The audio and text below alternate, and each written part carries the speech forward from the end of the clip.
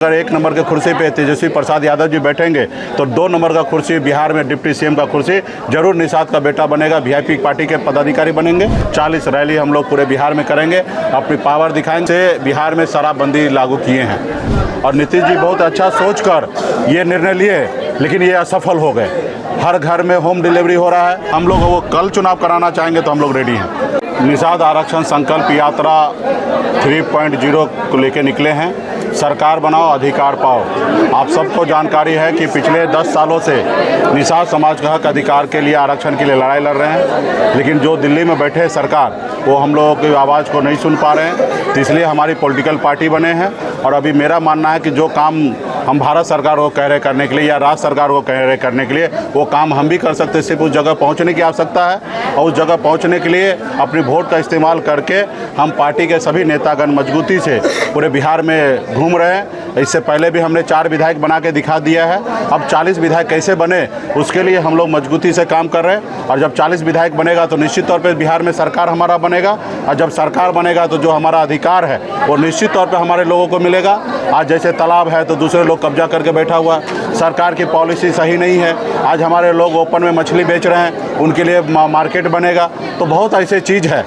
हर साल 3.25 लाख करोड़ का बजट बनता है पटना में, वहाँ उस बजट में हमारे हिस्सेदारी कुछ नहीं रहता है। तो इसलिए अपनी सरकार बनाएंगे और निश्चित तौर पे हमारा जो अधिकार है वो पूरा होगा, चाहे वो आरक्षण की अधिकार हो या समाज में बराबरी की अधिकार हो, वो हम लोग लेंगे। तो इसके लिए इस बार हमारा लक्ष्य है कि 4 नहीं 40 विधायक बनाएं और इंडिया गठबंधन के साथ मजबूती से हम लोग हैं। तेजस्वी प्रसाद यादव जी के नेतृत्व में हम लोग सरकार बनाएंगे और निश्चित तौर पर अगर 1 नंबर के कुर्सी पर तेजस्वी प्रसाद यादव जी बैठेंगे तो 2 नंबर का कुर्सी बिहार में डिप्टी सीएम का कुर्सी जरूर निषाद का बेटा बनेगा, वीआईपी पार्टी के पदाधिकारी बनेंगे। तो हम लोग वो लक्ष्य को लेकर निकले हैं। ये यात्रा पटना से 1 अक्टूबर से निकला है और 2025 2 अक्टूबर तक ये यात्रा चलने वाला है पूरे बिहार में। ये यात्रा 3 चरण में है।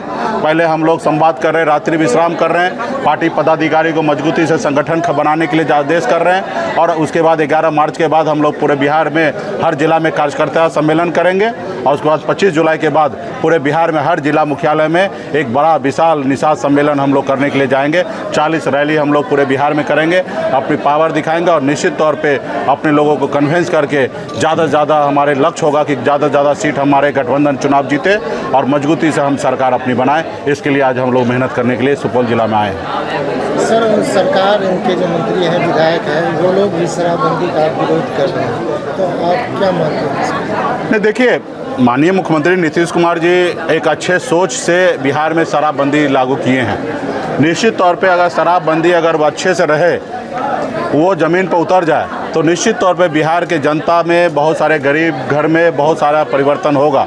आज हमारे लोग शराब पीकर बीमार हो जाते हैं, उनके पास इलाज करने के लिए पैसा नहीं होता और इसके बाद वो मर जाते हैं। बहुत ऐसे परिवार में शराब पी के आते हैं, घर परिवार में लड़ाई झगड़ा करके बहुत सारा परेशानी का सामना करना पड़ता है। तो शराब से ये सारी चीज़ें कंट्रोल होना है और नीतीश जी बहुत अच्छा सोचकर ये निर्णय लिए, लेकिन ये असफल हो गए।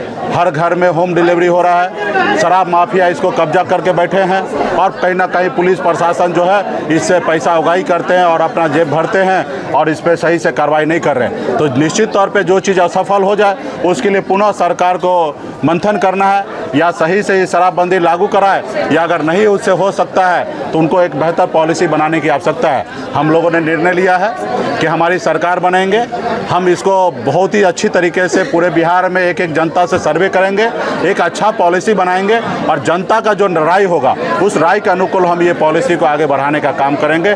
ना ही हम डिसीजन लेंगे, ना हमारे मुख्यमंत्री डिसीजन लेंगे, ना हमारे मंत्री डिसीजन लेंगे। हम पूरे बिहार में जैसे वोट के आधार पर हम सरकार बनाते हैं उसी तरीके से समीक्षा करेंगे और इस पर हम निर्णय लेंगे कि सरकार दारू बंद रहने से हमारे राज्य का भला होगा या दारू चालू होने से भला होगा। इस पर हम लोग आने वाले समय में सोच बनाएंगे, लेकिन ये सब निर्णय जो है वो जनता को लेना। अभी तो जो प्रेजेंट सरकार है उनसे आग्रह करेंगे कि आप अपनी पॉलिसी में सुधार लाइए। जो आपका थाना पुलिस जो गरीब लोगों को परेशान कर रहे हैं, जो दारू बेचवा रहे हैं, वो बाकी काम से दूरी होकर ये शराब माफिया को मदद कर रहे हैं, उनको रोकने का काम करें। सर, जिस तरह की सियासत चल रही है, लगता है कि समय से पहले चुनाव हो सकता है। हाँ, हम लोग रेडी हैं।